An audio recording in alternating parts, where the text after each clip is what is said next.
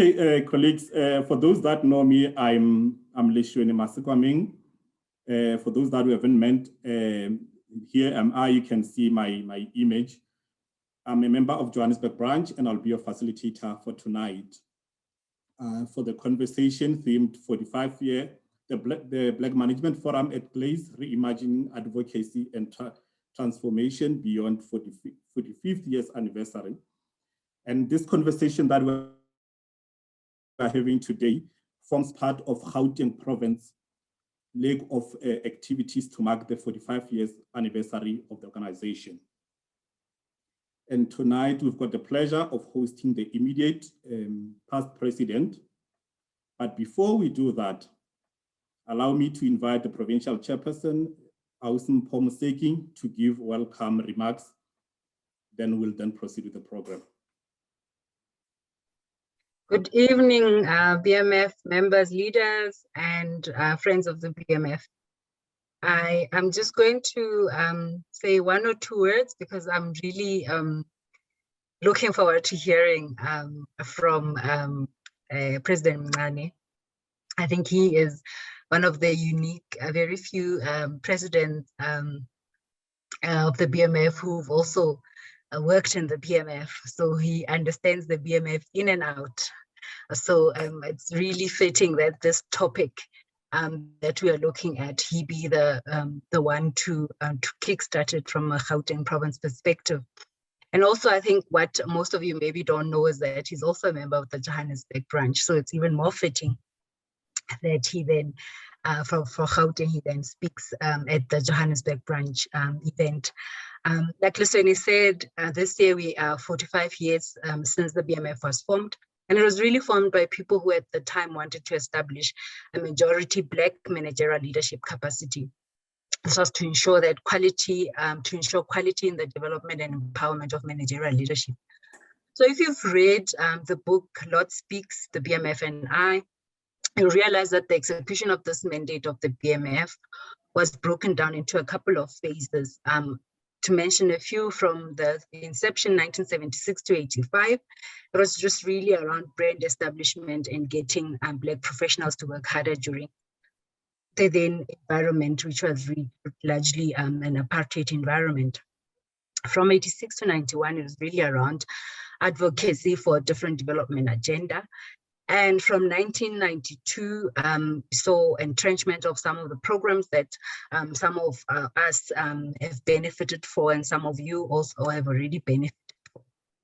So we wanted to commemorate this anniversary by reflecting and reimagining what the next 45 years should look like, given what we've already achieved.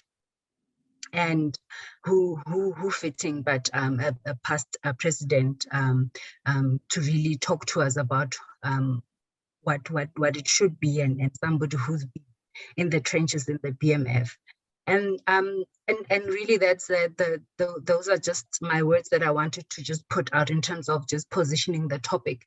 But I want to leave you with what Frantz Fanon said: each generation must, out of relative obscurity, discover its mission, fulfill it or betray it.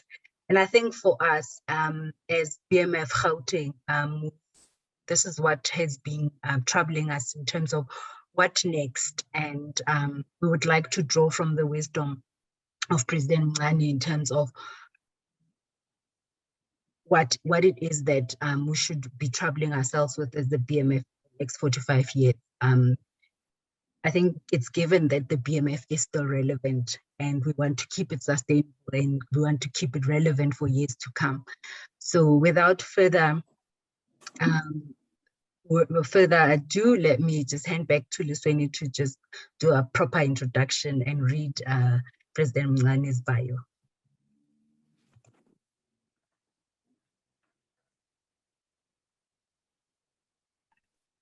Thank you. Thanks. I don't think there'll be need to read a bio. I can just talk, please. Okay, I'll definitely do so, President. There is no need to read a bio. That is what that was my thought from the word go, that I'll not be reading your bio. Thanks, Chair, for the welcome remarks. Tonight's session, maybe before we allow our main speaker to take the platform, I need to indicate that we'll have all questions taken from the chat box, but we'll only be entertaining those type of questions just after the main address by former President Mr. Mncane Mthunzi. One will have to wonder, why did we choose as Johannesburg branch tonight's topic? We have looked in the current developments that a number of transformation legislations are under attack from organizations, for example, Solidarity and AfriForum, who continue to take these legislations for a review in court. And this and all other legislations which are aimed at redressing injustice of the past. So putting BMF at clean allow us to start to reimagine the next 45 years, because we can only celebrate the great strides of the past. However, we need to look ahead on what we should then do. We need to look at new tactics and strategies which we'll have to employ in order to advance transformation. Without much ado, the speaker for tonight, like we've already indicated, is the former president of BMF.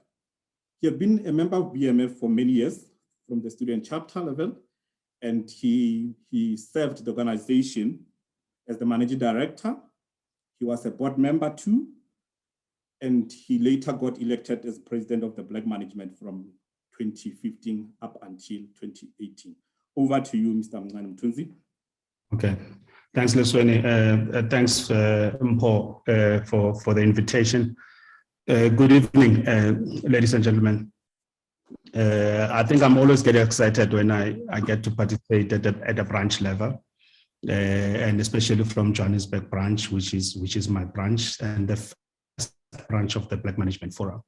And so that is very critical, that we have a stronger BMF in Johannesburg.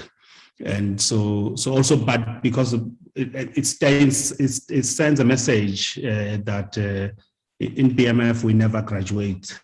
We remain humble members of branches, and we accede to the request to participate in branch matters in whichever way or capacity which we could. So that, I think, it's critical from a BMF perspective or point of view. I enjoy Q&As more than any. For me, Q&As are nice because you get to debate, to discuss, and have views. And so, but maybe before I do that, it's important just to share a few of my views, my thoughts, and then we could talk about what we need to talk about. I think the discussion or topic in terms of what I was asked to do seemed to have changed a bit, but because I will never agree to speak about myself, I always refuse to do that because I really feel like there's no point, or also maybe because I haven't achieved much in life for me to have something to share that will be meaningful. But yet I'm happy to talk about the BMF, or me being part of the collective leadership in terms of what we have done or achieved at the BMF, and how did you go about doing that. So maybe I'll start with the recent pointers and few things, and then maybe go a little bit deeper into the history. I know people like it's better. It's not a logical way of doing things. The most logical thing is just to start with the background and history, and then talk about the most recent things. I think so we're fortunate in the BMF that we literally are standing on the shoulders of the giants.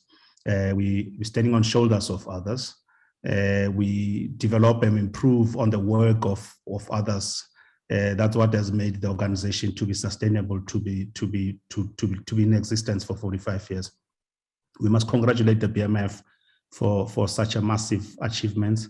Not many organizations can sustain that, and get to 45 years and they remain solid in terms of what they've achieved, and they remain relevant in terms of what they can still contribute.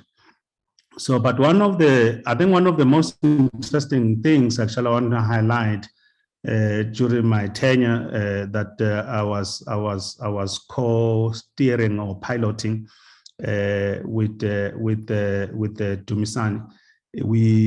We worked hard in terms of trying to put the BMF back into its own basis in terms of what it needs to happen. And Mpaf, as you know him, he is a very methodological guy. He's clinical in his understanding in this, how he does things, and very deep in terms of how he loves research. So our viewpoints have been very strong around what we've managed to achieve. So amongst other things, I think it's the interactions that we had with the let's say at the ANC. I think then Mr. Gwede Mantashe, who's now a minister, was the Secretary General. So the BMF, by the way, enjoys this relationship with the ANC.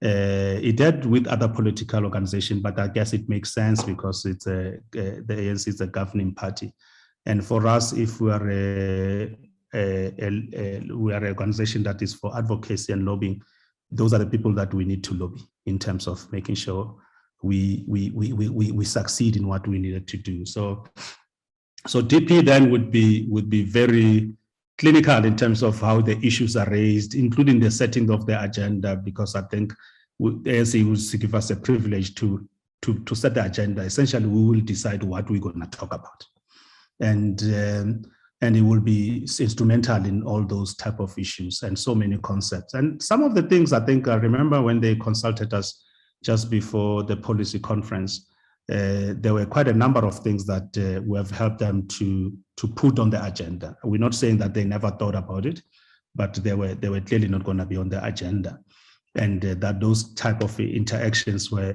very interesting. One of the highlights around that conversation, I remember one other conversation in these meetings. I think it was the first time minister or former minister, I don't know if he resigned or not, who was a treasurer general at the moment, when we engaged Zweli Mkhize. I think I made a point of saying the governing party ANC has destroyed a number of careers of Black professionals. He took offense, and SG then was not offended, because I think, as we know, the relationship that we had with Mr. Mantashe, he was critical in terms of demanding the role of Black professionals to be visible, for BMF to do more. And also with those discussions, we thought that we need to be honest and have a candid conversation with what needs to happen, and helping the governing party to be focused in terms of what needs to be achieved as a country. And I made that statement. I think Mr. Mkhize took offense, Dr. Mkhize, apologies. Dr. Mkhize took offense that we can't say that. And I said, you see, maybe he was not familiar with how we engage. We engage truthfully as the BMF. We are honest in terms of our assessment, because our criticism of the organ, whether the ANC or government, comes from a good heart, because we are patriots and we want to make sure that we're really successful in terms of what we need to do. And so those were one of those interactions. And these interactions, by the way, with the ANC have gone a long way. I mean, I remember I was just a chairperson of the Gauteng province, and I had the privilege to be invited as part of the BMF delegation that met the ANC top six. And when President Zuma was in charge of the ANC shortly after Polokwane, I guess, or maybe it was shortly after, but I think it was fresh in his first term, and around those interactions. Actually, to the day when the Terra Lekota made a press conference outside 702 to announce his leaving of the ANC and to start COPE. It was a memorable thing. I was literally in the Tuli house, And so what happened is that now the press wanted media feedback. The only thing that they could make them to get into the ANC or Luthuli House, it was to say they are here to get the briefing of the ANC and BMF outcome in terms of our engagement. And some of you have been with BMF long enough, that became memorable. So we spoke very few things about what happened in the meetings. And I think Mzwanele Manye was our president then, and then he had to just be there. And then now the BMF briefing was hijacked in terms of ANC having to respond to the formation of COPE. So those are memorable things in terms of what we have managed to interact. And so that stands out. I think also one thing that stands out, I think I'm very proud that we managed to unlock opportunities for Busi Mavuso and promoted her to be the managing director of the BMF. And she did wonders. And sadly, I think she didn't stay long enough to my liking. I've never tried so hard to convince anyone not to resign or not to leave the BMF. I remember somebody said I behaved like a rejected or dumped boyfriend who's fighting for a girlfriend, because I think she has been fantastic, and she is fantastic. But also I'm proud of her, where she is and what she's doing and what she has achieved. It shows that she's a good role model of what the BMF is about and what we could produce. And I'm singling out deliberately in terms of saying that you could, from nowhere, get involved and be given opportunities and grab it with your both hands and make sure that you run with it and make a massive difference. And I think a year after she said that, but it was in the second year whereby we did quite a lot of things and managed to salvage things and turn around the fortunes of the BMF. And amongst other things, I think we moved from a deficit of about 5 million to about a positive cash of about 2 million, if my memory serves me correctly. And so what we wanted to do was to reassert the BMF position.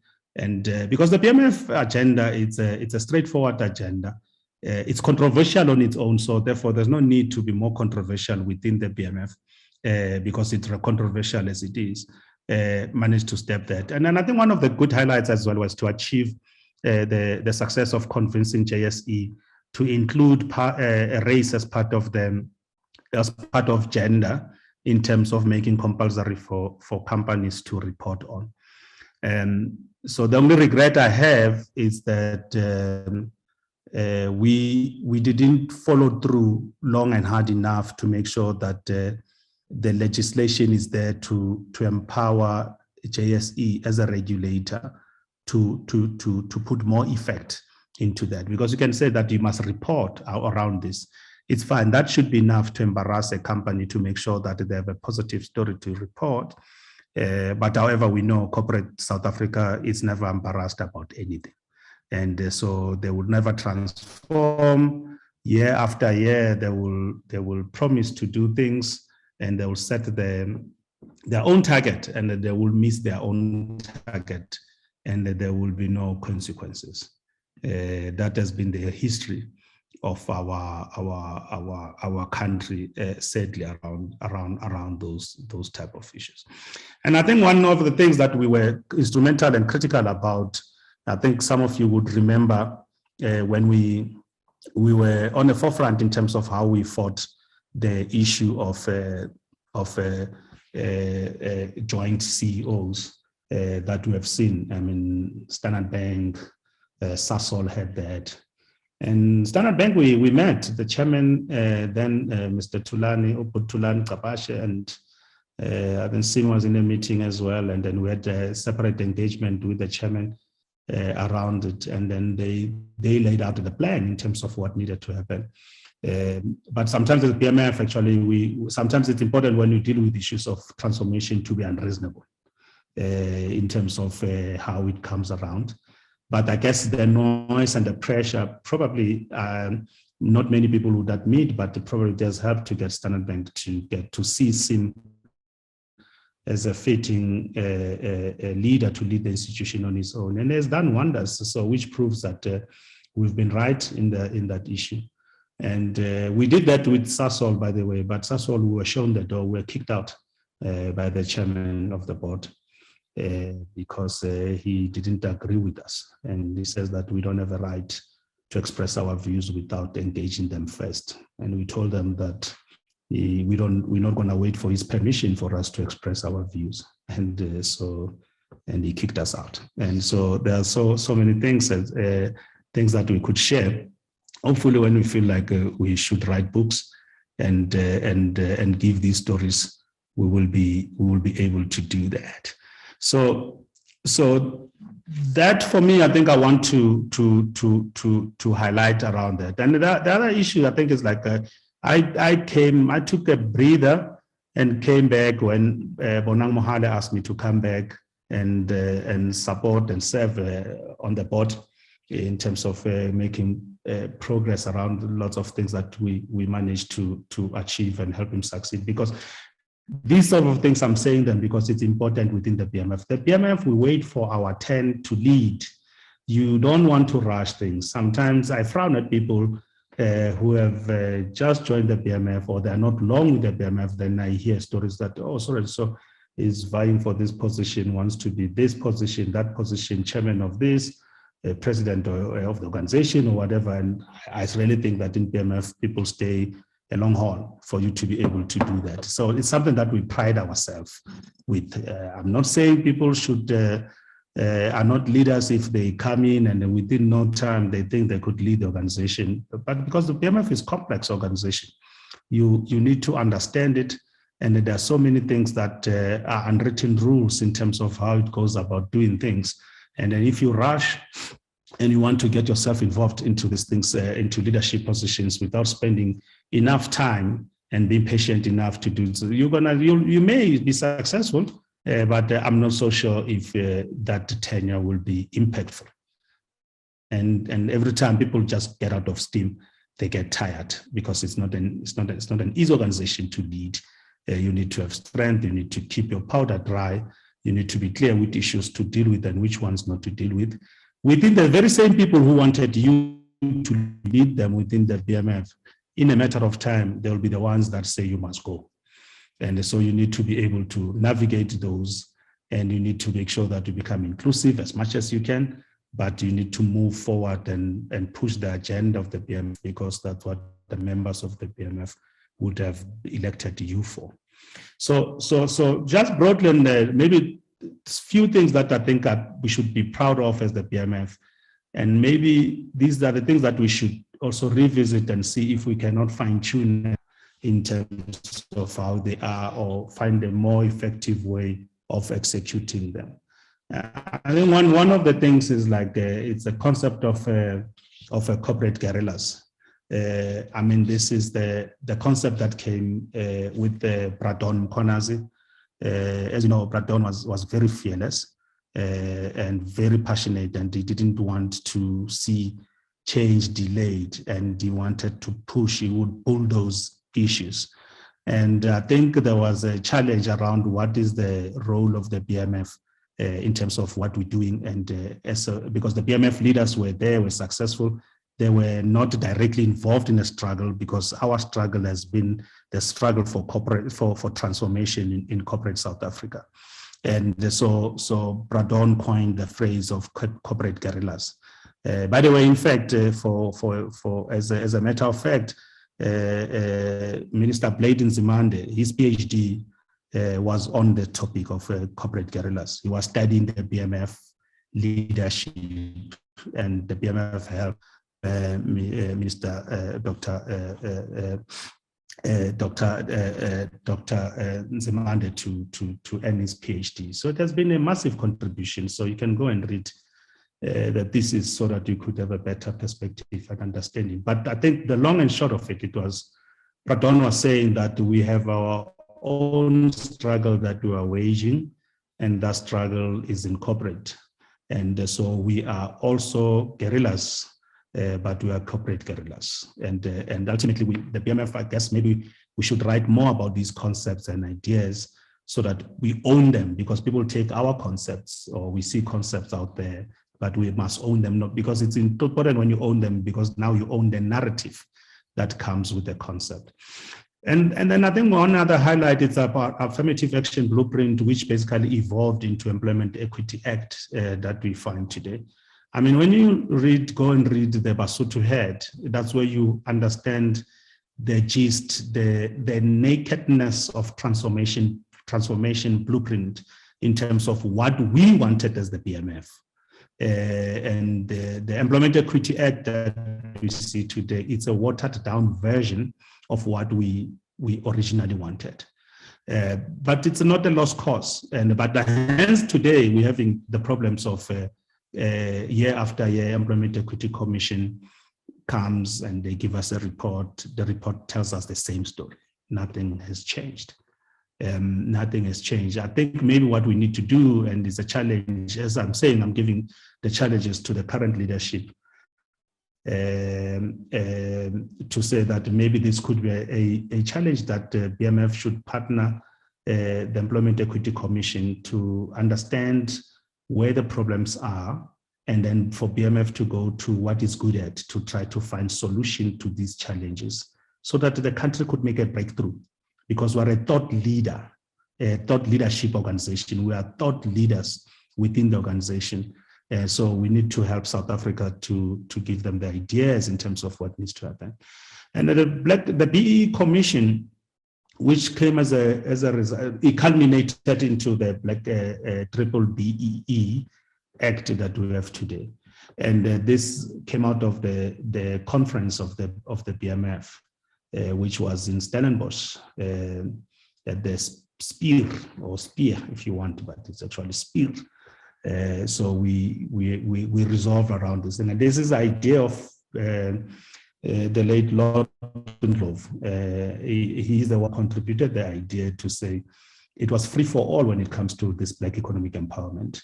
We need to set up a commission that will investigate what is it about, who gets to participate, how do they get supported, and what are the responsibilities that they should have.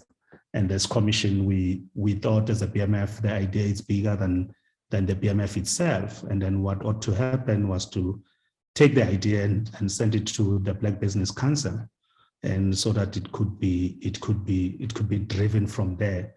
And that's how President Ramaphosa get to chair it then.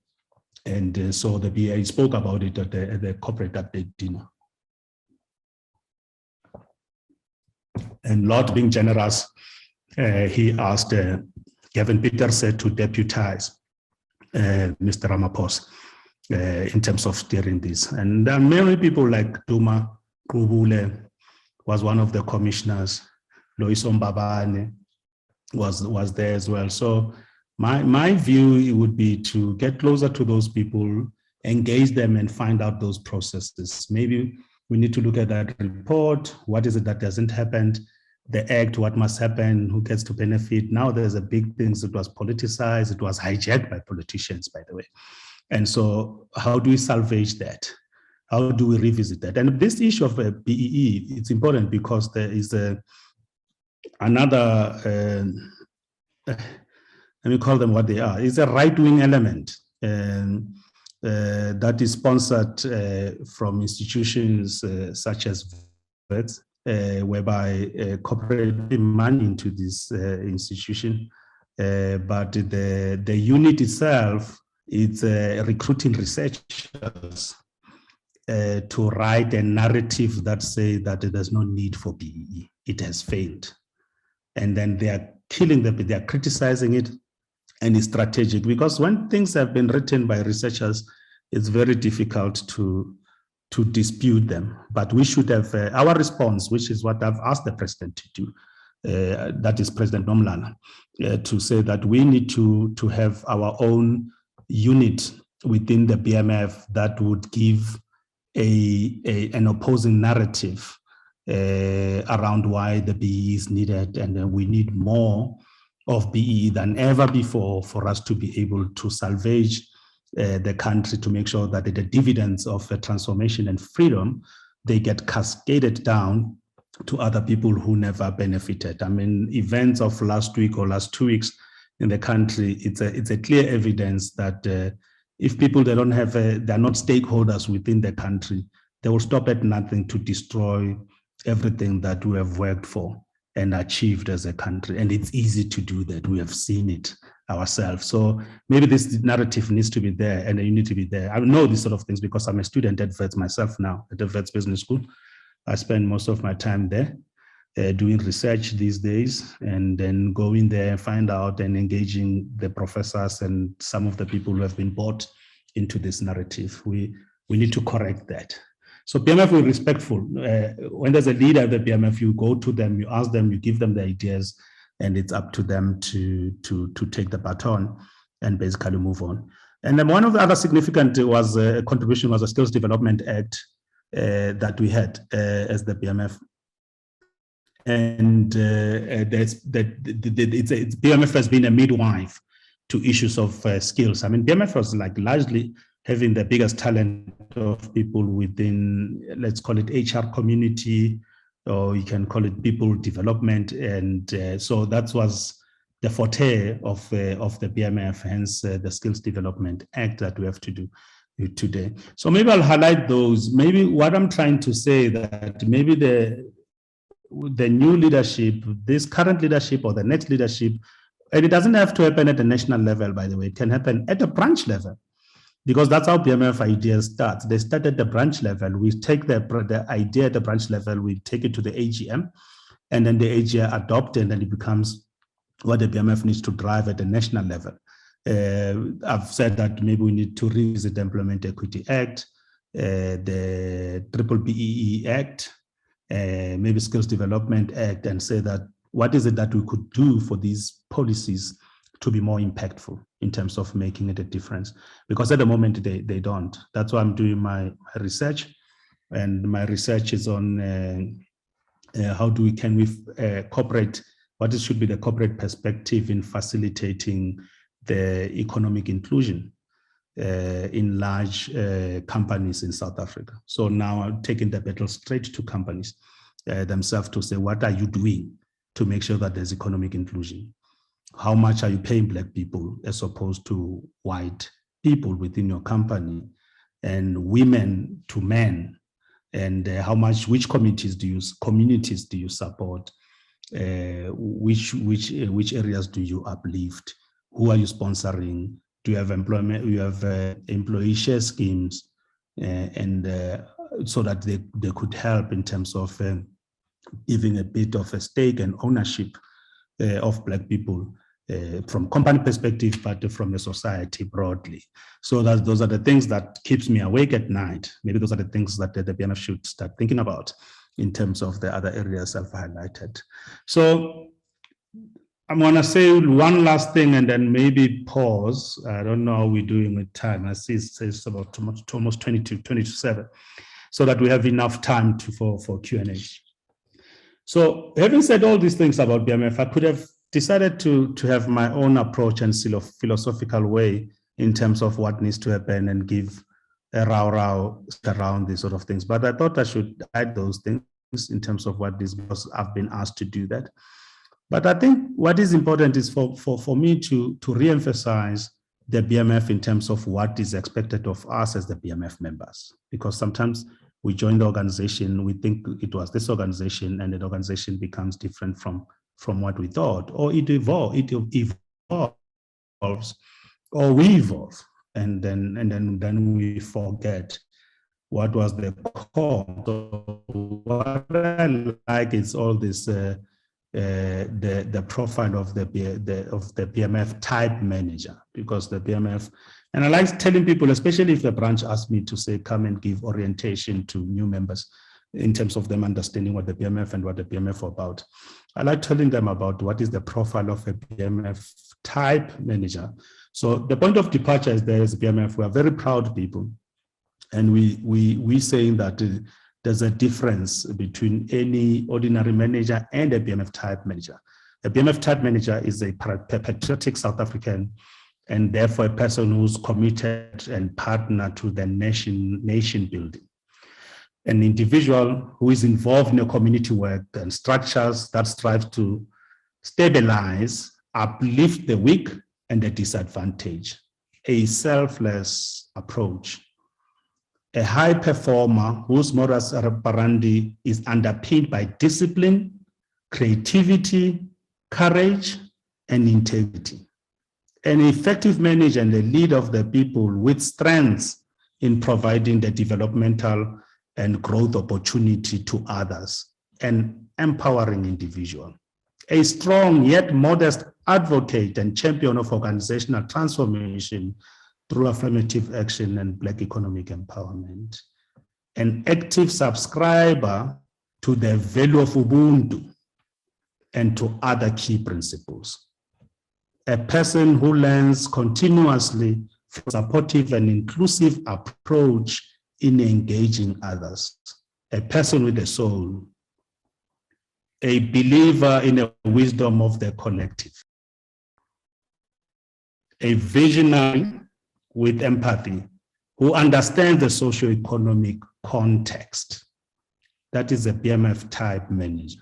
And if I look at all these points, which have been crafted and drafted by our forebearers and those of letters in terms of these ideas. So if we had a BMF type and we can spread these things, the characters, the outlook in terms of how we do things, and we are patriotic, this country would never have bent down last week, because the ethos and the values and that we influence, and companies that are led by people with these values, the ethos, then they will make them to think differently, because discipline has to be there. You need to have integrity in terms of how you're going about doing things. You are effective, you're strong, you are developmental in your approach, you are an empowering individual. So these things are important. And once you do them, borrowing them from the BMF, growing up within the BMF and applying them in your everyday life, whether it's personal work or personal space, in terms of what you're doing, that's what gives stability around this. I used to lead a business within Messmart, within Builders itself, and running a superstore as a format within the Builders. And one of the time in the board of Builders, I was asked by chairman of the board, who was our group CEO, to say, why are there no union now? Why is your business not unionized? Why is there's no union involvement? Because everyone's report come and say, these are the issues that we have with the union and all of this. My report never said anything about unions. And he said, I've realized that you never say anything about where we are on. I said, because we don't have unions. There's no union because the union does not have enough number of employees to have a threshold for them to formally organize. And he said, why is that? Because I said, I treat the business as it's a family business. Everyone has a stake within the business. And managers who work for the business, I tell them that they must resolve the problems of the people. Because largely these problems are small problems. They're not big problems costing money or lots of resources for you to make the problem to go away. And if you are a manager and you cannot resolve the problems of your own employees, your workers, then what are you there for? Why must the union tell you what is it that you need to do in your own space that you are running yourself? So I can't have people around and they, amongst other things, they choose not to resolve the problems of their own workers. We can't do that. And because of that, people didn't see a need to join a union. It's very interesting. And all these sort of things I never came out of my way. It's exactly the values that I had within the BMF and how we should be treating people. So I think I will pause there. And I think maybe the last final input that I would make for tonight, and then I'll allow questions to come through. Maybe it was the contribution that the BMF made to Truth and Reconciliation Commission. TRC, as we know, I mean, we still need to read a lot about TRC, learn a lot.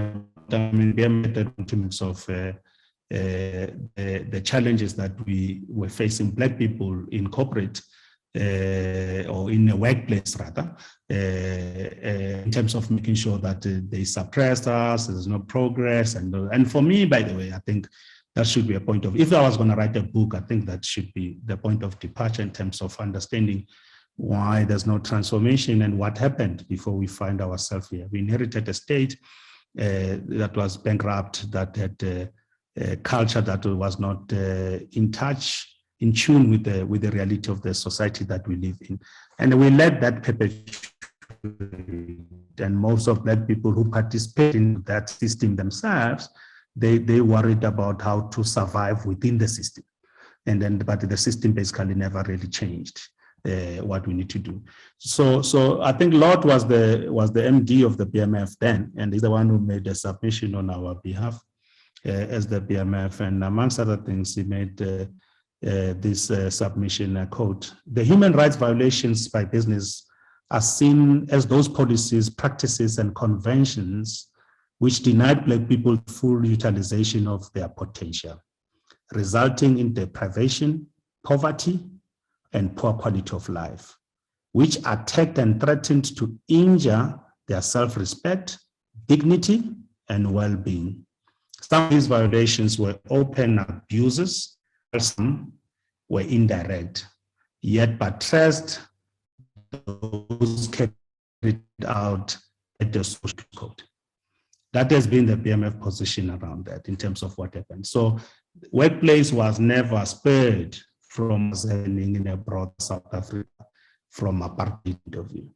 And that for me, is to reverse that, it will take a while. That's why we need to sharpen our policies, whether it's Employment Equity Act, Development Act, EEE Act, whatever that needs to be addressed, these sort of things. I think that should be the point of departure in terms of how we formulate these policies.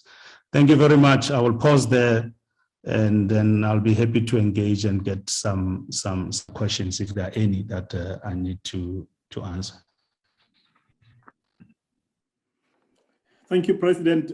We've got many questions, so you should be ready to take all questions which are being fielded to us. And we really appreciate you giving insights around the journey of leadership, the BMF history, and all of those important things behind the scenes engagements, which some of us or some of the people do not even know that you were kicked out of the SASOL. So we are grateful that we know that indeed in leadership, it was not just a matter of an easy ride, but there are a lot of challenges that you as leaders really have to go through. There are a lot of sacrifices that you make out of being a family, out of having responsibility out of your family and all your professional engagements. So without much ado, I'll pass I'll read the question through, and you will take all the questions at a time. Ideally, I'll give 3 questions at a time in order for you to be able to get them. And before going to a set of questions, I think it is very much important that we acknowledge Mesheli Machaba online, a strong supporter of BMF over and over. Hi, Shelley. I apologize. I'm getting excited there. Okay, no problem. So we are very much grateful to have you once more, to see you here still being part of us, Mesheli. We forever grateful for your participation and your support to the Black Management Forum. Going to the questions.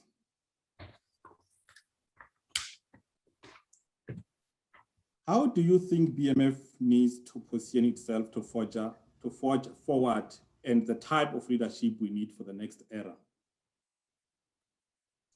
Okay. When are you writing that book? The question is from Tulani Ngubani. Yeah. The second one from Tulani: do you think from where you are, BMF currently attracts the correct membership from your observation?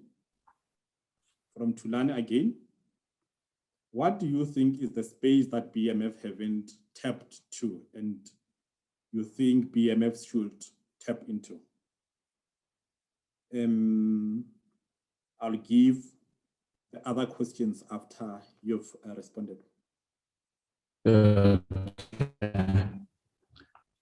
Okay, that's fine. I'm writing them tapping too. Okay, cool. So we need to reposit.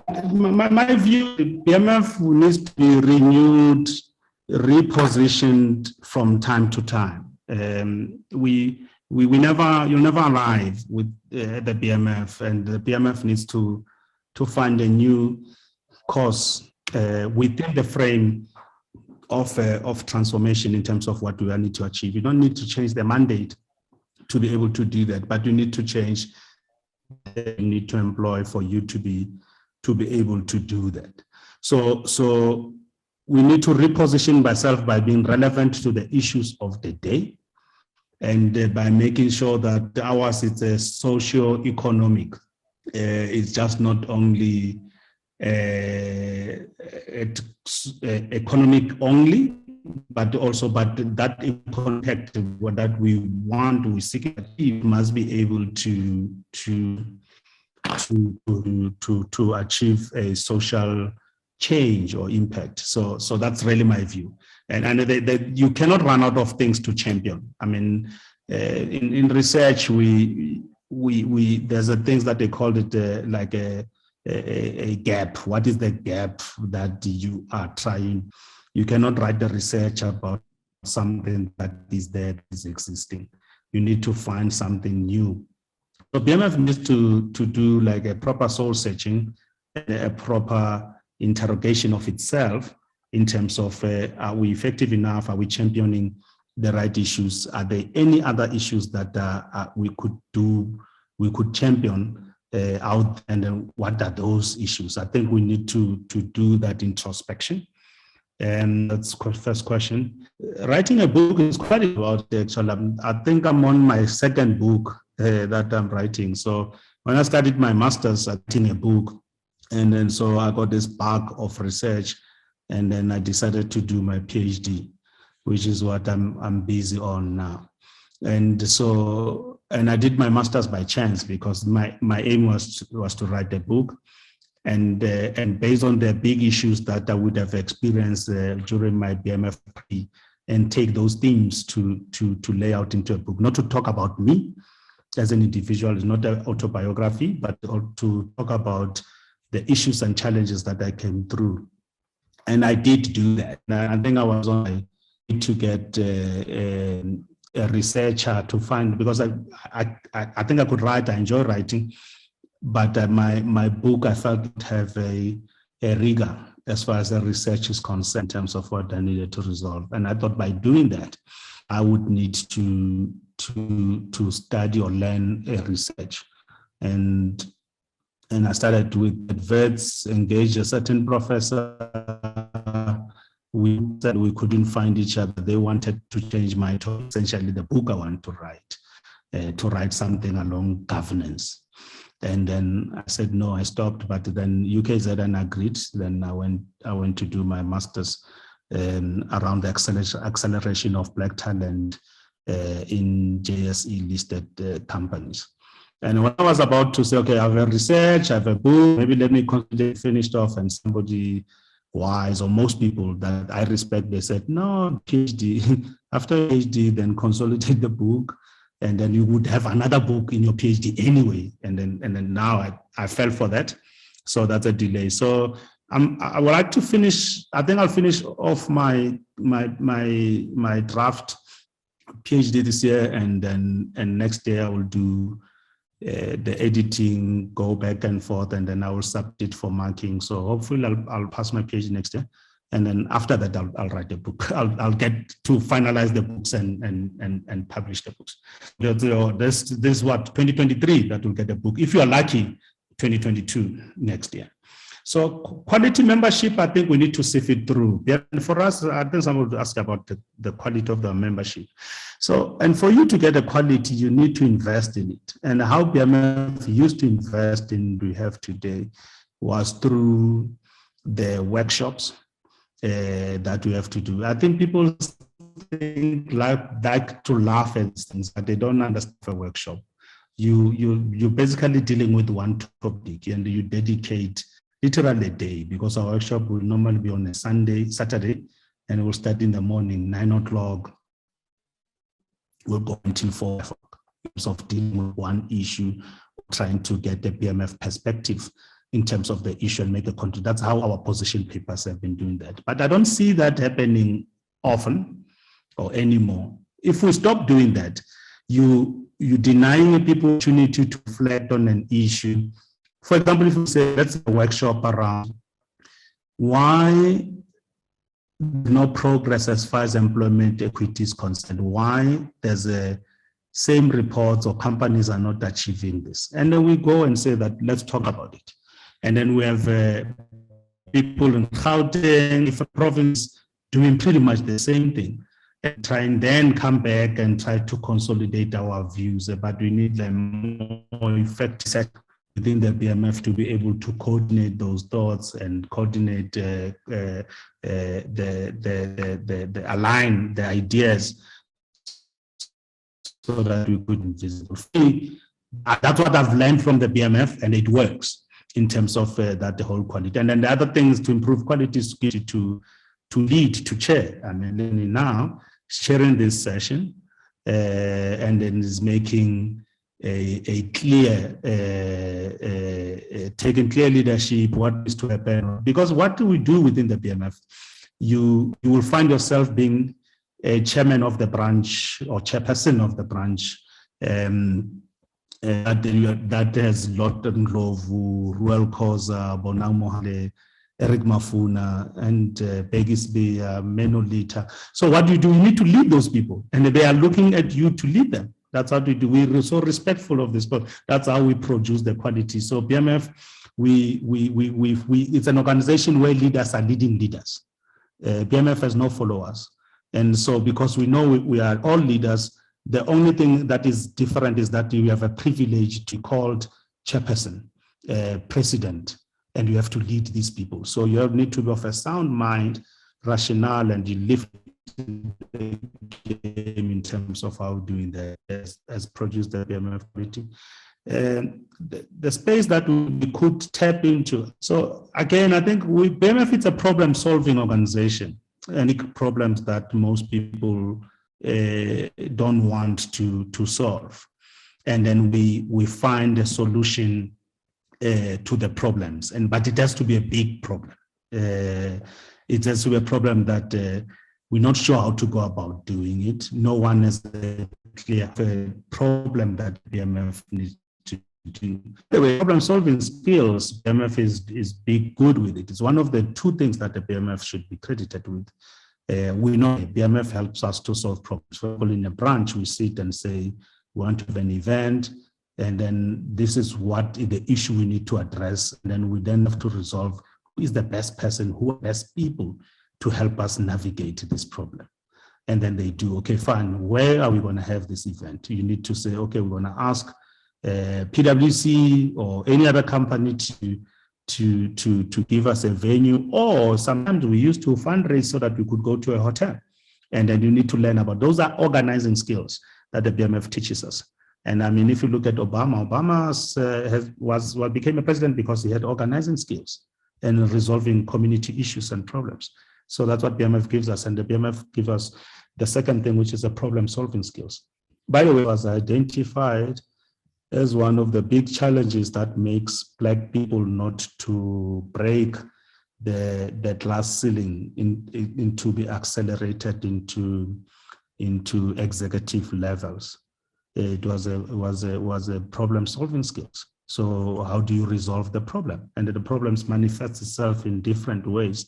And then how do you go about solving the problem? So we need to tap into that space, to be clear about what is it that we're trying to do, and then try to find out what popularize other things that are, by the way. One of the things that I don't think why we're not doing enough of it is maybe because I'm preoccupied with the idea, because it's emerging as one of the themes that I'm writing about in my research. It's employee share schemes.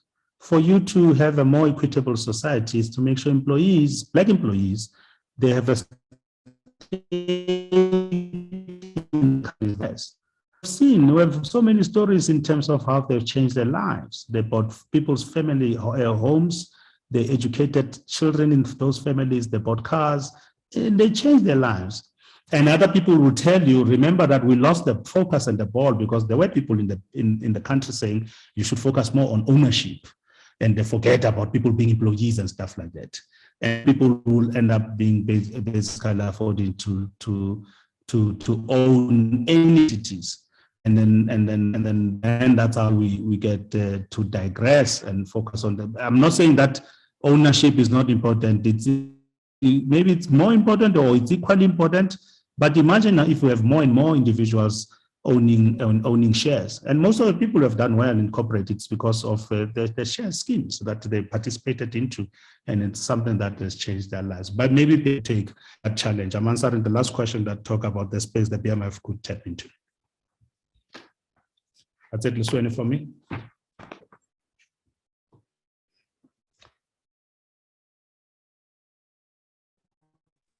You need to unmute, Lusweni.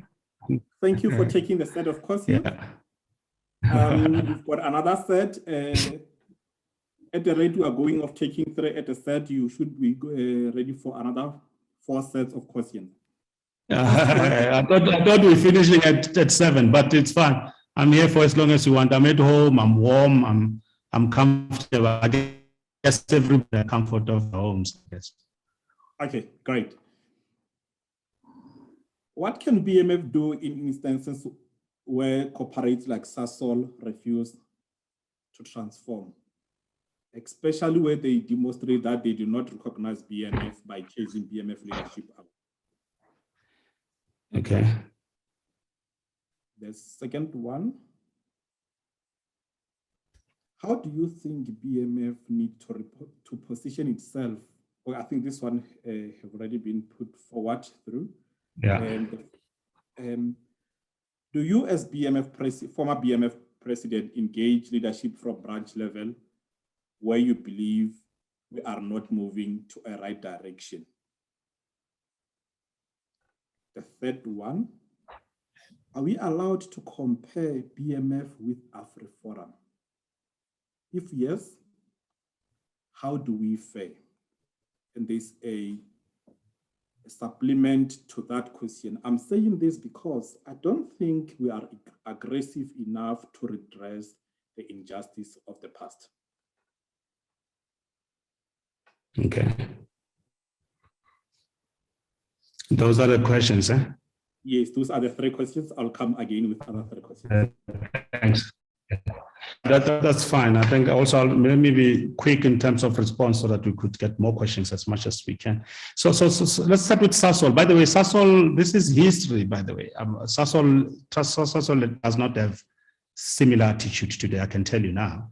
I interact with the current leadership of Sasol. Sasol participate in my study, by the way. So I'm closer with the people within the, I'm narrating the engagement of the robustness of BMF and how we tackle issues and that we were kicked out. The person who kicked us out is no longer in the leadership of the board of Sasol at the moment. So I don't think it's a Sasol issue. It was a matter that I was trying to demonstrate that things get tough and we get kicked out. And we had a tough conversation with Maria Ramos after Pagamani Hadebe being overlooked for promotion. Professionals walk out, and we had for example. Whether we move in the right direction or not, I think we need to assess that and say what is it that we're doing and how are we faring. We need to review and engage. It's a pity. I mean, we don't have AGMs this time. I don't know. We never had one last year. So I'm not so sure how effective are these digital platforms as far as that is concerned. We could have it just to transact on the issues that you need to transact on, but to have that robust engagement and debates in terms of the issues that we need to deal with. I'm not so sure that it's effective. We understand that maybe post the virus, or when most of us have vaccinated, we'll be able to handle and deal with that. But maybe that we need to reevaluate in terms of what we are doing. But certainly we can do more. We could achieve more in terms of how we're making progress. Because there's a lot that needs to be doing that. But I think we need that awareness, the robustness, the thought leadership that BMF is known for, and because BMF is known as the home of the intellectuals, and we've been carrying ourselves as that, as cutting edge thinkers around that. So we need to cut the attention that fade as far as those ideas are concerned. So that helps with the effectiveness in terms of how we engage. That would be my view. The BMF and AfriForum, I think we're different from each other. Our agenda mandate are very, very different. We want to transform BMF. Basically, the bulk of its agenda, it's on workplace transformation. Corporate South Africa changing, policy changing, so that we could make an impact and accelerate Black talent promotion. You are connected to the society, you do all the responsibilities and being a good corporate citizen. Largely, I may summarize that's what BMF is about. And then later on, in terms of BMF must not only focus on corporate companies, it needs also to focus on the SME space or SME space. BMF is much stronger and clearer in terms of what's happening in the workplace as opposed to what didn't happen in, let's call it, entrepreneurship space. Maybe we need to, it responds to issues, specific issues that are largely societal, by the way, but they do take on policy issues, the way they challenge employment equity or employee share schemes or whatever it is that excludes white people. And it's clear in terms of their agenda around what they really need to do. But also what's the other thing they do? I mean, I think they built a school, or call it a university, but it's a technical, but because they decided to say these are the issues, that skill sets that our people need to have and the technical skills that they need. And I think they are right in my view is that our government should respond on our behalf to do that. If we're to do that, we will be doing things that the government should be doing. So what we should be doing as BMF is, because we have an ear, we have a close proximity, we should be influencing government to say, build more technical schools and build them in communities that will be able to access them, and so that it's favorable for them to get those technical skills such as chance and whatever trade that they need to have, because it gives them a skill set that they'll be able to survive and live around it. So I think that's what we have, an advantage that we don't have to do it because it would influence government for government to be able to do it while we stay on course. In terms, would be my view in terms of how I would distinguish the BMF from AfriForum. I'll pause there. More questions. Thank you, President. My question for the President: if you run yourself a company, who could you like to be on your live board, and why those particular people?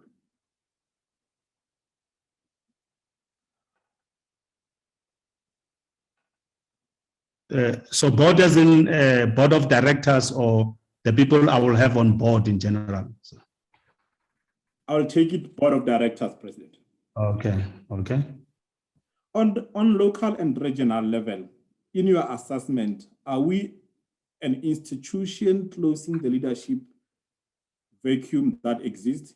If no, where are we going wrong? Okay.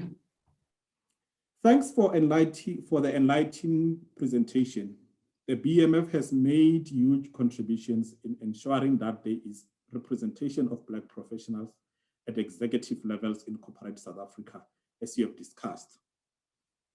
Shouldn't the same energy be directed in ensuring that there is enough representation of Black professionals in middle management as well, since there are professionals that are ultimately fed into senior executives? Okay.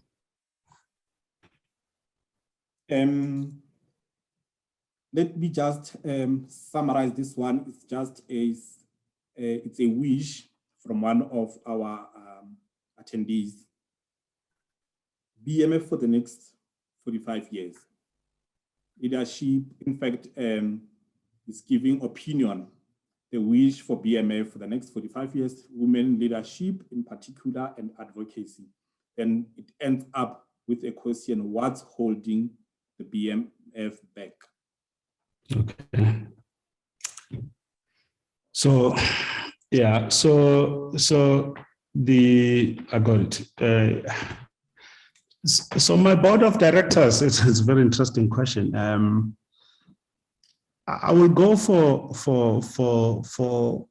a balance of depth of expertise and experience. Maybe a third of the people will be what we call a safe pair of hands. These are seasoned individuals who have a proven track record. You need to have quite a number of them around there in terms of presence around it. And maybe then the other third, it will be people that you kind of like they break through and they get first time opportunities to be on boards and they've never experienced on boards. So pretty much like how BMF basically is doing it. Most of us became directors precisely because BMF gave us that opportunity to be directors or first time directors. And then you get into a board, you meet Prof. Nkutli on the board, Begisby, Nolita Fagude, and then Nobonang Mohale. Your behavior ought to have changed and think differently because of the experience, the expertise that these individuals have. And that's why, and you know what is your molding. You're there to learn. And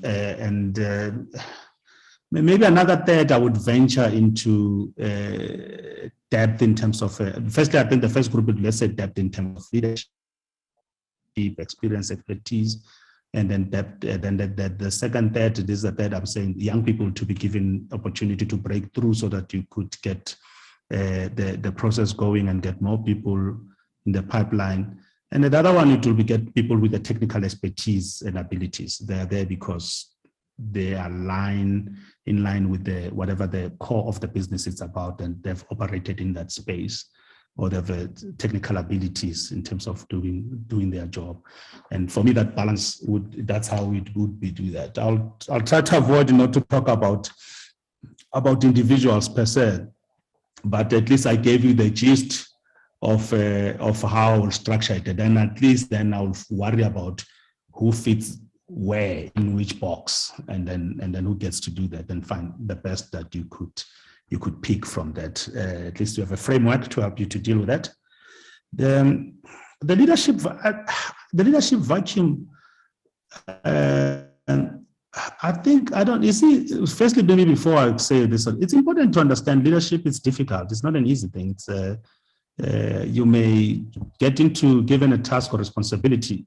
There could be dynamics that changes things completely, and then you find yourself in a different way, and then you need to respond to the reality of the situation, and for you to be able to survive or sustain the organization, and so that you could fend yourself to survive or to get that. That's what you need to do. You need to do what is necessary at that moment to be able to contribute.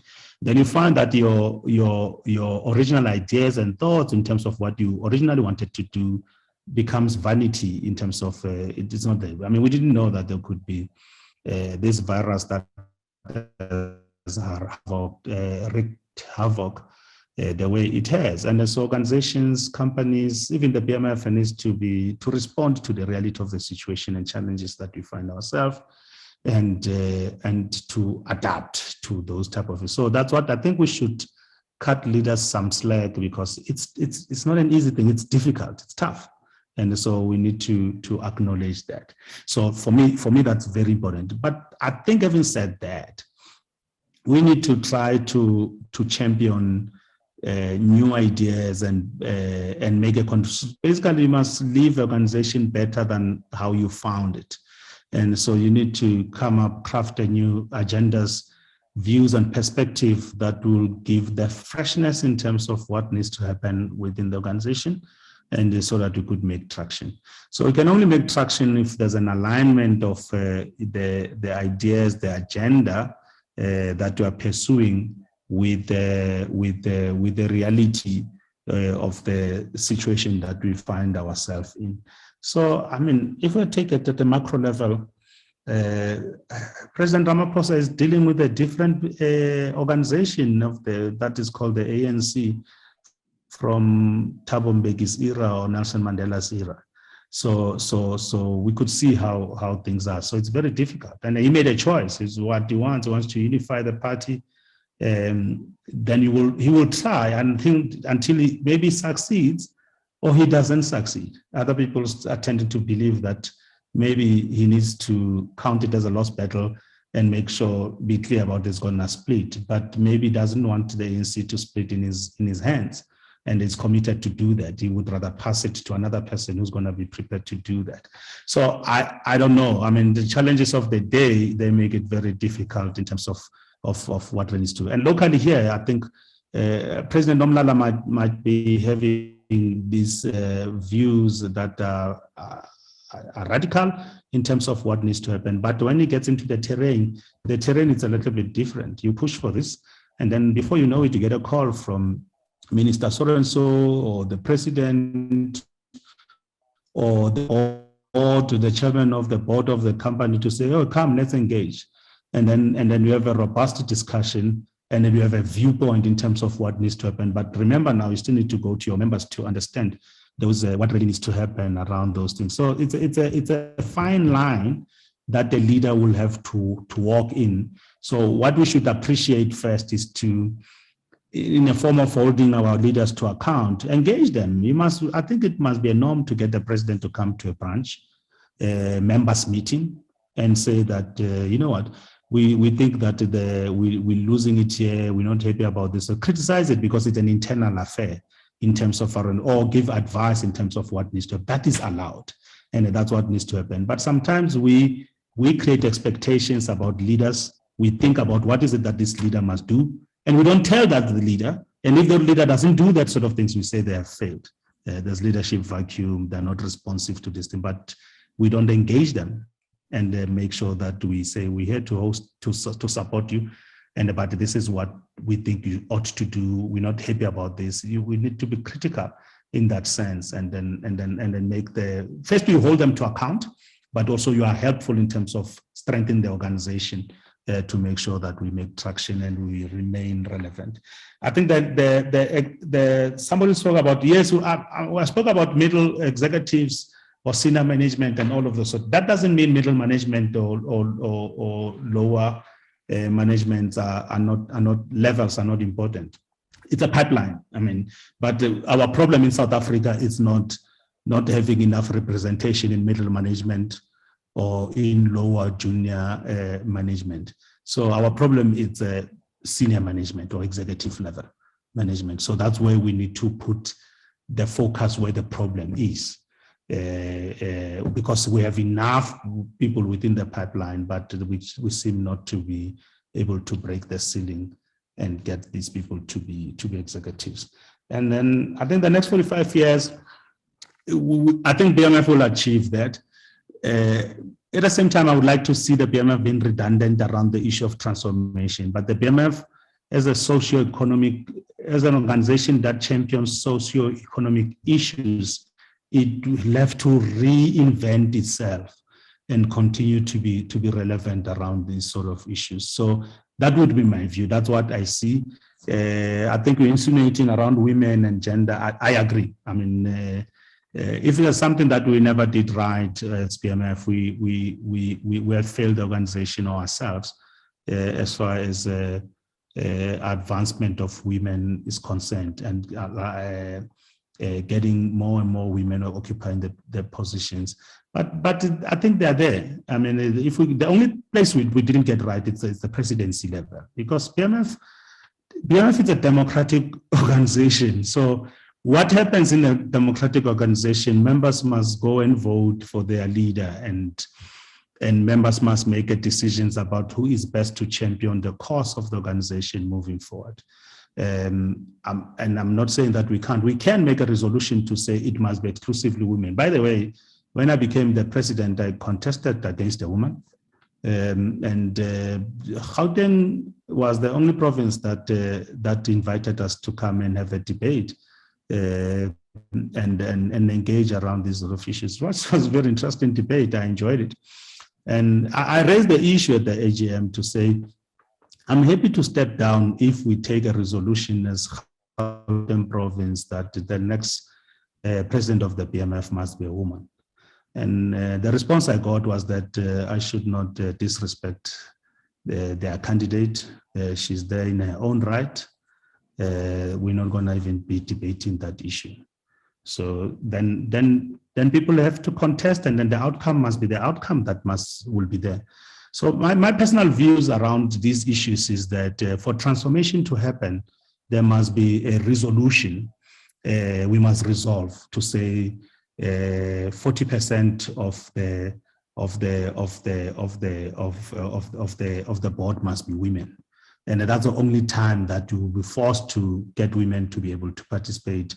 If it's a 50% must be black on the board, then 50% will be black.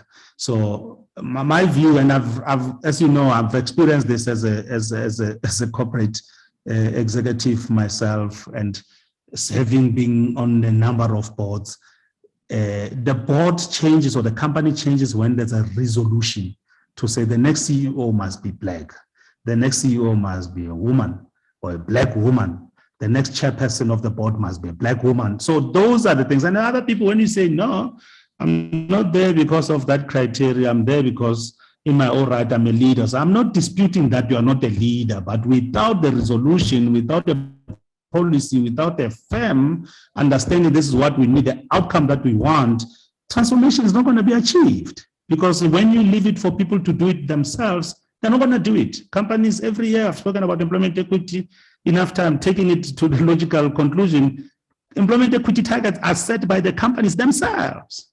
And these are the targets that they don't achieve. But if there's a resolution that has been taken that this must happen, these are the quotas, and then you're not going to achieve that. And every time I raise these issues, by the way, I get criticism, largely from women around that. And also the feedback I get is that I like to impose an imposter syndrome. Women don't want to have the imposter syndrome. And if you are there because of these quotas, it's not going to achieve these sort of things. But I'm telling you, the reality and the fact of life of South Africa, it's not going to happen until we make these things a resolution. Similarly, there must be a resolution passed at the PMF AGM to say the next president of the PMF must be a woman. And we just know we don't have to waste our time. We're looking at women candidates. There's a contestation around it. And then that's the only way I think we're going to make progress, because we haven't evolved as a society whereby these things will automatically want to happen. The problem with South Africans, we like to look at what's happening in Germany, what's happening in Sweden, what's happening in Canada. And so, but Canadians, they do these sort of things. And the Scandinavian countries, they have women president, women this board and stuff like that. It happens because at some point, somebody made a quota system within that society to do that. And it's so that the society evolves and this becomes a second nature in terms of what needs to happen. We haven't got there. Until we put quotas, we put resolutions, we're not going to achieve it. I can tell you that for free. Thank you, Liswe. Okay. Thanks, Mthunzi, for sharing your time with us. Africa has a young population, is there a role that BMF can play towards young issues such as unemployment, innovative thinking, and they are relentless with stifling nature of wealth creation? There's a new term, RET, radical economic transformation, which is usually used by some leaders of the African National Congress and government. What do you think? What do you think is the ANC's current view on BEE and transformation? You raise key issues, particularly on BEE, triple BEE. Don't you think we have to review the policy, given the scenes we saw last week? It became quite evident that ownership in BEE serves a very small minority of the people. Let me give push through the fourth one so that we'll then take the last three questions in the last set of questions. Mr. President, you spoke of having enjoyed or still enjoys the relationship you have with the current governing party. On that background, do you think BMF has positioned itself to enjoy such relationship with any other political party that may come into government? This is the second last set, then we'll be taking the last one after we get the response from yourself. Over to you, Mr. President. Yeah. Listen, I know I agreed to do this, but so many questions. Okay, so why don't we do this? I got 4 questions here. Why don't you give me 2 more questions and then we're done? And then, okay. Yeah. Okay, I'll do so. What can BMF do to hold government accountable to its promises to SMMEs, especially access to finance by Black business? Okay. What more can BMF as an organization do to hold Black executives that hold key positions in the private and public sector accountable for lack or slowness of transformation in their respective companies? Okay. Accountability of Black executives. Okay. Yes. Okay, cool. Yeah, this is the last response, and then we can conclude. I think yes, other people. President, yeah, these are last responses. In fact, you may go through. Yeah, thanks. I appreciate it. So thanks for the questions. I appreciate it. You guys are making my life difficult, but it wouldn't be a BMF event if there are no tough questions. So I think what we need to do is, from the first question around the continent and young people, I think what we need to do is to must acknowledge that they don't have a know-how. They need support, assistance in terms of help getting clarity, mentorship, and coaching. If that's, for me, that's a point of departure. I've seen most young people very smart, and they get promoted, careers accelerated, and given opportunities, and most of them become big-headed. They don't listen to anyone because they are smart. Indeed, it's their talents that have put them in there in the first place. But for them to sustain that and make sure they make an impact, you need people who have traveled the journey before to give guidance and stuff, and to give support, assistance, and help you in your execution. So most of them need to do that. And by the way, all of us, we were once young, and we were doing this all the time. Bradon was big on it. Bradon will see maybe me on the news, written article, or we're dealing or fighting issues like MTN. Remember, we had to deal with MTN around appointment of a white CEO, and they, for the first time in the history of the organization. And Bradon will call and say, "Hey, Fanagit, it's a good point that you are raising there, but this is what I think, but you're on the right track." And he basically get feedback. And then I think that's what leaders want, to get feedback. And they say feedback is a breakfast of champions. People want to get feedback. And another person who's good at that is Professor Makgoba. Professor Makgoba will check on you without having an issue to deal with, or read something or saw about something or heard about something and think about, what do you think about the BMF about this? So we need more young people to be open-minded to the ideas, to suggestions, to guidance in terms of what needs to happen. I think if we do that most often, then we'll do a lot in terms of what we could achieve. And RET and versus transformation. So my view, I think it's very simple. So transformation by itself, it's radical. Transformation, the true transformation. So the difference here is, I think that the ANC sold us a reformation. They call it a transformation. A reformation or reform, it's when, for example, a structure, an entity, or an animal adapts to an environment without changing itself. So it can get into different areas and then it changes the adapt to that environment. And then but the structure, the behavior, it's the same thing.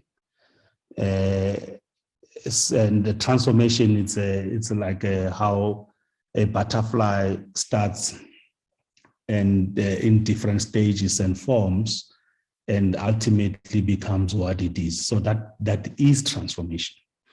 And so that distinction should be clear about what is transformation. So transformation is a complete change. It's a new order. The shape and form does not resemble the original state. That's what transformation is. And so transformation on its own, if you're talking about transformation, it's radical. So there's no need to radicalize transformation because it ought to be radical. So then that's what, so if you talk about transformation and then the RET, this then. So, but then if you want to talk politics, then you play to the narratives of when you say RET, people kind of like distinguish you. What are your politics and stance as far as the governing party is concerned, or your alignment yourself as a South African on the issue of transformation. But I think there's no need to, it should be radical itself. So therefore don't, I mean, when I started here, I said the BMF mandate is radical. So then comes, no, we need to be more radical. It is radical. Yes, you can push an envelope a bit extra, but you don't need to make a noise about we're going to do that, because we look at you and then when we don't do it and say, then what did you say? What have you achieved? You failed even the previous leadership that you said it was not radical enough. You seem to have reversed the gains. So that's my perspective around it. I think I've answered that. So the B policies, yes, it needs to be reviewed. So because if you continue to be on a certain tangent, that does not necessarily give you a different outcome. You ought to pause and review to say, but this is not effective, or it's not giving me the outcomes that are really. It's important for us to understand that. So we need to review not only BEE, but so many policies. I've spoken about the employment equity that needs to be reviewed. Skills Development Act needs to be reviewed. And skills, by the way, it's important because there's this also mismatch in terms of what institutions like universities and technicons, I guess there are also universities these days. Universities produce, and as opposed to what the corporate world or the work environment want in terms of skill set. There's a proper mismatch. And so there is a challenge in terms of aligning that. So we need to help the policymakers to shape the ideas in terms of what needs to happen. So the other questions about the relationship with the ANC, I don't know. I mean, the current leadership, I mean, maybe Nomlala would tell us. I haven't heard of the BMF engagement with the ANC recently, but I don't say it's not happening. They are happening. They don't need to publicize that. But we could ask and find out.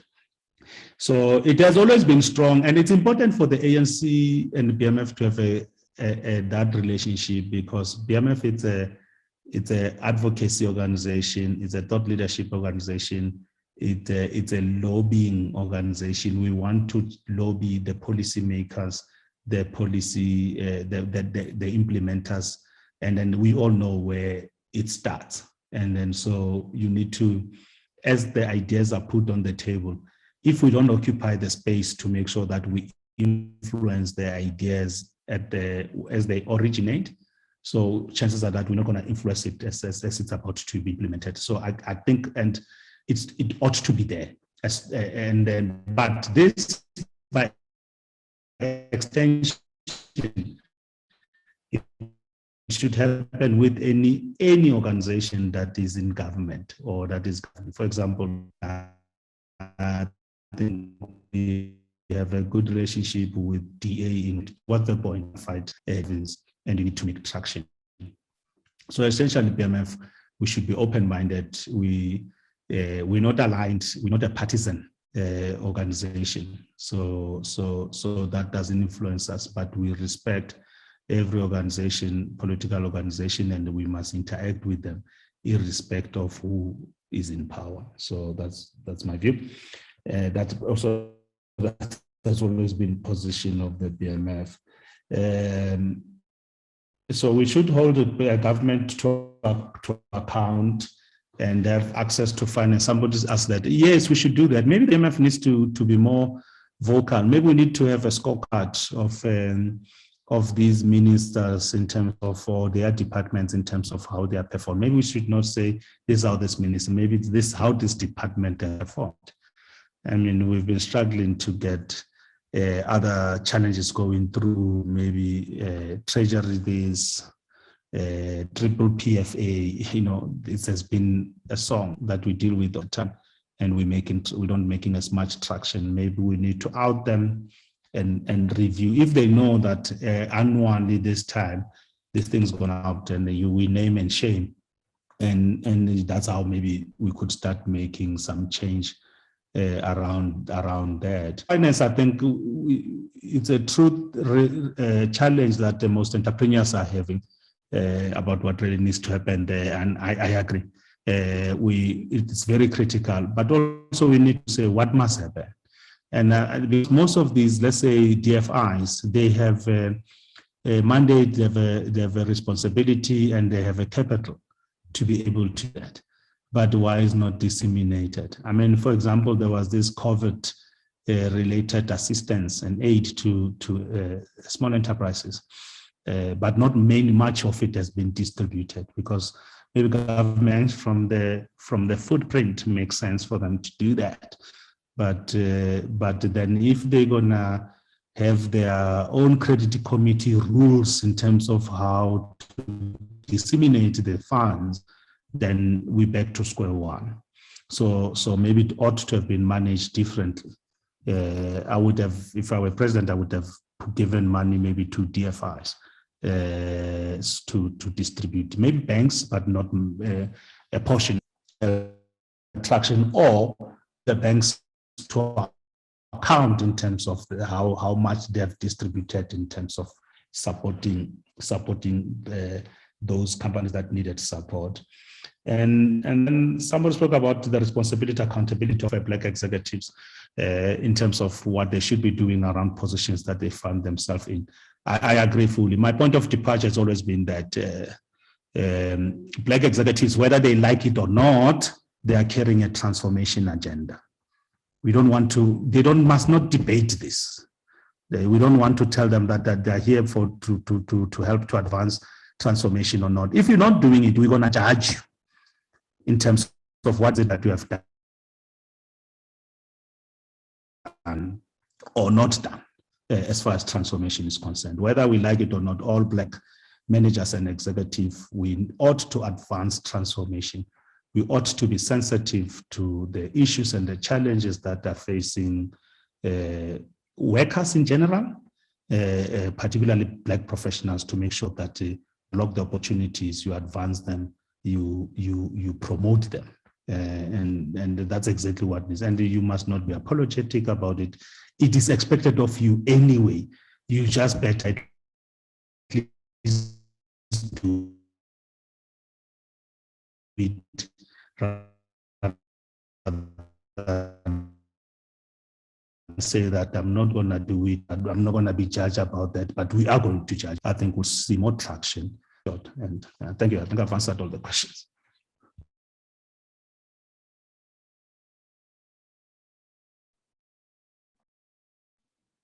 Thank you, President, for taking all questions for that. Maybe we might have done injustice to you as a fellow panelist, myself and Mthunzi, by not taking any of the questions, but we are forever grateful for making time each and every time we call on you to speak to us, to interact with us at any given point. We are forever indebted to you for over and over. And the immediate task that we get here as leadership, it goes without saying that we need, as branches and the entire organization, to quickly review the employment equity, the BBBEE, and all other transformation legislation to ensure that they are effective and they deliver on their intended meaningful from the beginning, and then they give dividends of transformation to a larger group. With that, once again, we are thankful. I'll just go to chat box. There are 3 notes which I think they are worth noting, and maybe one will need a response. With regards to young professionals development program alumni being accountable, I can confirm that the BMF at national level is working on ensuring that all the young professional development program reinvest first to the current cohort of young professional development program and later to the organization at a greater picture. So the question I see is from BM. Please interact with the national office. They've got plans in that regard. All other notes are appreciative of the session that we have. Thanks to Johannesburg for the great session. Thank you, President. What a great presentation. Thanks, colleagues. It's been a great pleasure engaging you. I always love the robustness of the, that is the President. Thanks, colleagues. It's always been a pleasure engaging you. I always love the robustness of the debate. That is from Mr. Mthunzi. And that brings us to the end of our session tonight. Be on the look for more sessions from Black Management Forum, Johannesburg branch. Over to you, Mthunzi, for closing remarks.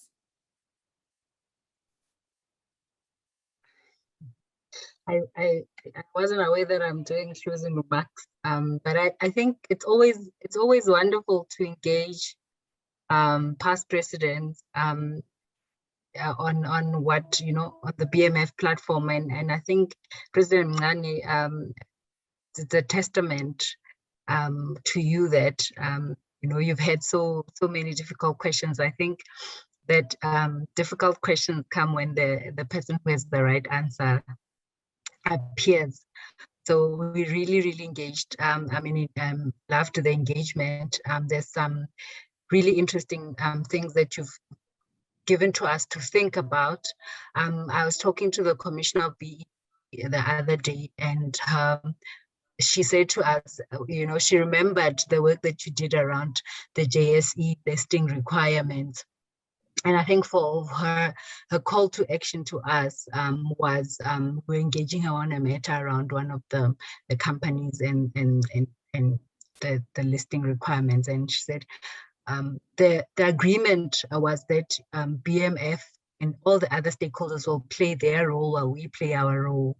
So I think President Mncane, you've reminded us that we still have a big role to play as the BMF, and there's still a lot of work that we should do. Thank you everyone for spending time with us. I think it's exciting that the Johannesburg branch was rejuvenated, and yeah, like Liz Sweeney said, please look out for more. Thank you. Thank you, ladies and gentlemen. And all right. Thank you. Thanks, guys. Cheers. Bye. Good night. Bye.